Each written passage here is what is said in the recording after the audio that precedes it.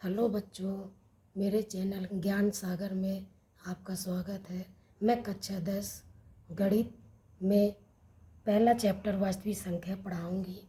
वास्तविक संख्या जानने से पहले कुछ बेसिक चीज़ें जानना बहुत ज़रूरी है, जैसे प्राकृत संख्या।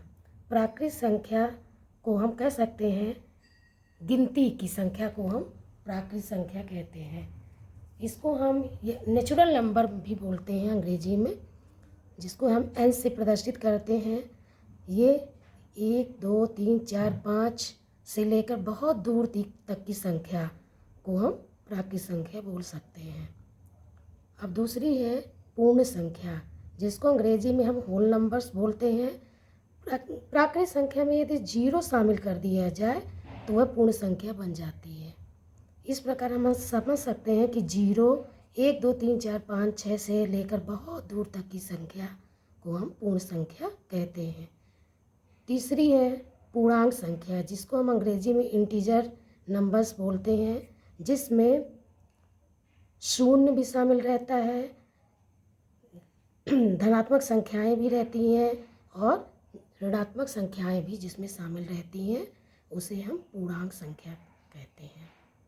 अब अगला है परिमेय संख्या, जिसको हम अंग्रेजी में रेशनल नंबर बोलते हैं।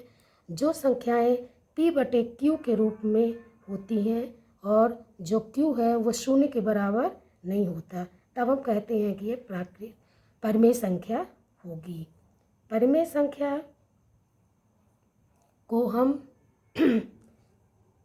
शून्य जो है परिमेय संख्या है कि नहीं है परिमेय संख्या। शून्य को हम 0/1 भी लिख सकते हैं, जहाँ 0 और 1 पूर्णांक है। 0 हो गया, 1 हो गया, 2 हो गया, ये सब परिमेय संख्या में आता है। इसी प्रकार अपरिमेय संख्या, जो संख्याओं को हम p/q के रूप में नहीं लिख सकते, उन्हें हम अपरिमेय संख्या कहते हैं, जैसे √2, √3, √5, √7 वगैरह वगैरह। मतलब इन्हें हम p/q के रूप में हम नहीं बता सकते।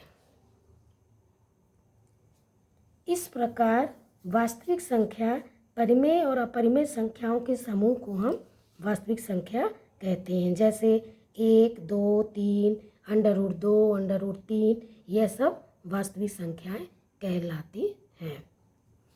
अब हम प्रश्नावली 1.1 के पहला सवाल बताना चाहूँगी। निम्नलिखित संख्याओं को अभाज्य गुणनखंडों के गुणनफल के रूप में व्यक्त करिए। 140 पहला 140। अब अभाज्य संख्या किसे कहते हैं? अभाज्य संख्या वो संख्याएं होती हैं जो स्वयं से तो विभाजित होती हैं और 1 से विभाजित होती हैं, उन्हें हम अभाज्य संख्या कहते हैं। तो इन सवालों को अभाज्य गुणनखंड के रूप में हमें बताना है। तो 140 का हम निकालते हैं। 140 2 से विभाजित हो जाएगा पूर्ण रूप से, तो आएगा 2 सत्ते 14, 0, 2 तिहाई 6, 2 पंचे 10, 5 सत्ते 35, 7 एकम 7। तो 140 को हम लिख सकते हैं 2 गुणा 2 गुणे 5 गुणे 7। अब इसको शॉर्ट रूप में हम बोल सकते हैं 2 की घात 2 गुणे 5 गुणे 7। इसी प्रकार दूसरा सवाल है 156। ये भी 2 से विभाजित होगा पूरा पूरा, 2 सत्ते 14, 2 अट्ठे 16, फिर से 2 से होगा, 2 तिहाई 6, 2 नमा 18, 3 एकम 3, 3 त्रिकाई 9 और 13 एकम 13। तो 156 बराबर 2 गुणे 2 गुणे 3 गुणे 13। तो 2 का स्क्वायर, इसको हम लिख सकते हैं 3 गुणे 13। इसी प्रकार तीसरा सवाल है 3825। इसका हम अभाज्य गुणनखंड करेंगे तो यह 3 से कटेगा, तो 3 एकम 3, 3 दूनी 6, 3 सत्ते 21 और 3 पचे 15। फिर ये 3 से कटेगा, जिसमें 3 चौको 12, 3 दूनी 6 और 3 पचे 15। फिर 5 से कटेगा, 5 अट्ठे 40, 5 25, और फिर 5 से कटेगा, 5 एकम 5 सत्ते 35। फिर ये 17 से कटेगा, 17 एकम 17।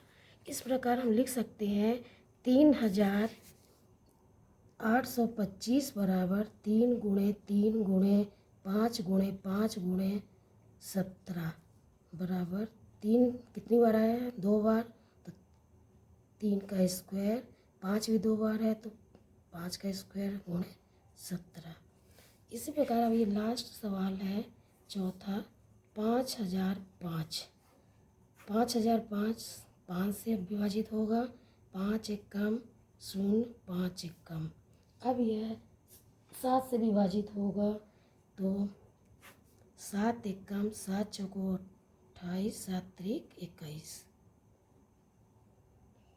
अब यह 11 से कटेगा, 11 एकम 11, 11 त्रिक 33, और ये फिर 13 से कटेगा, 13 एकम 13।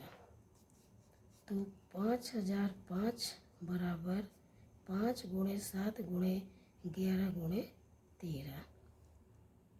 अभी एक सवाल और है, ये 5वां सवाल, जो कि 7229 है।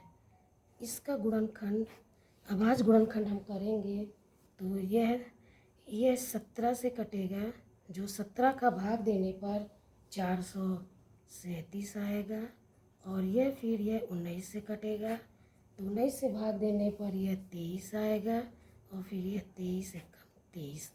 इस प्रकार 7429 बराबर 17 गुणे 19 गुणे 23 आएगा। इस प्रकार 1.1 का पहला सवाल ख़त्म हुआ।